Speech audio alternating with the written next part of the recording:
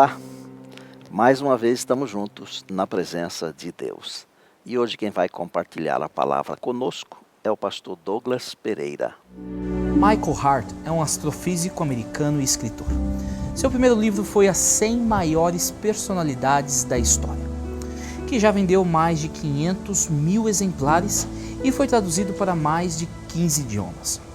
Neste controverso livro, onde existe uma tentativa de classificar as pessoas que mais influenciaram o mundo, Jesus Cristo aparece em terceiro lugar, atrás de Maomé e Isaac Newton.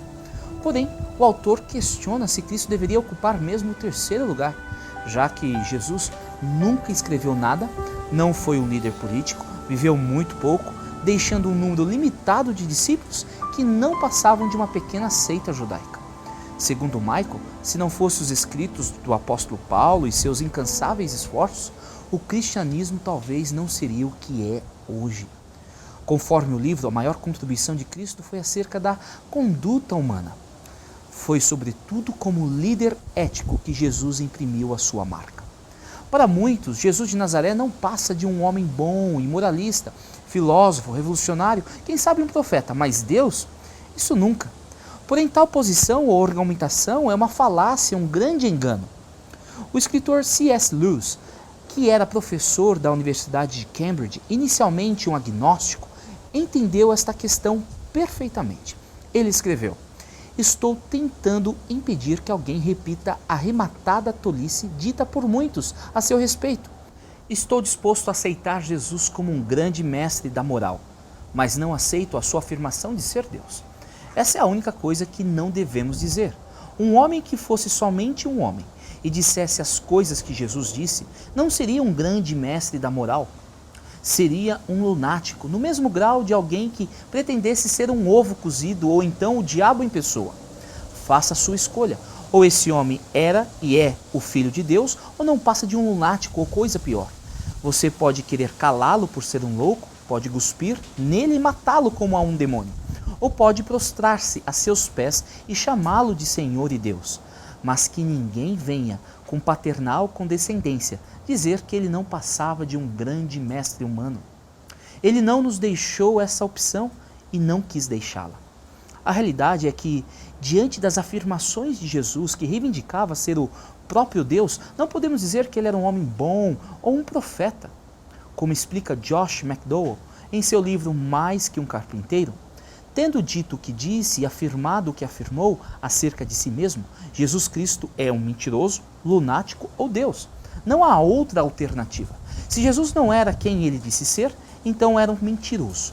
Se Jesus pensava ser quem não era, então era um lunático. Mas se Jesus é quem ele disse ser, então é Deus. Aqueles que negam a divindade de Cristo automaticamente chamam-no de mentiroso ou lunático. Aqueles que negam a divindade de Cristo e ao mesmo tempo afirmam que ele é um espírito iluminado ou um mestre do bem, caem em contradição. Pois se ele mentiu sobre sua identidade, então foi enganador e jamais poderia ser um exemplo para a humanidade. Essas três possibilidades já haviam aparecido no tempo de Cristo. Um grupo grande de judeus considerava as afirmações de Cristo uma mentira, uma blasfêmia possível de morte.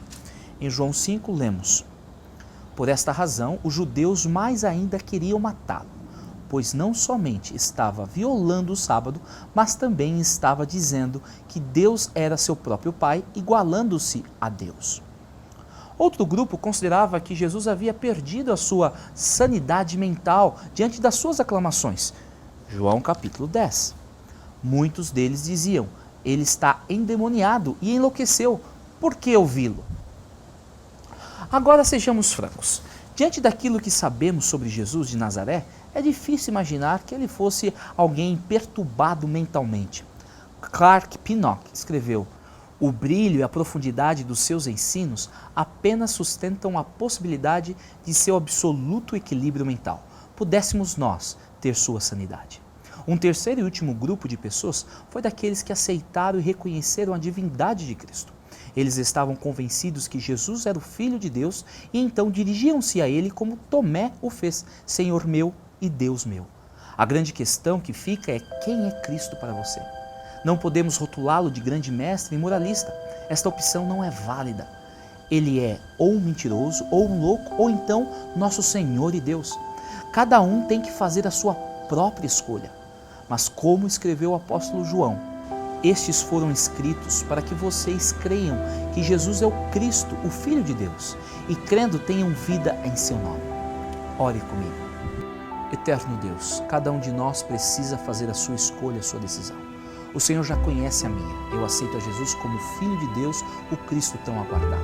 Que cada um que escuta a minha voz possa ser impactado pelo Espírito Santo para que possa tomar a mesma decisão. É em nome de Jesus que oramos. Amém. Até a próxima semana. E não se esqueça que a nossa vida se torna cada vez mais deslumbrante e bela à medida em que Jesus toma conta do nosso ser e nos tornamos um com Ele.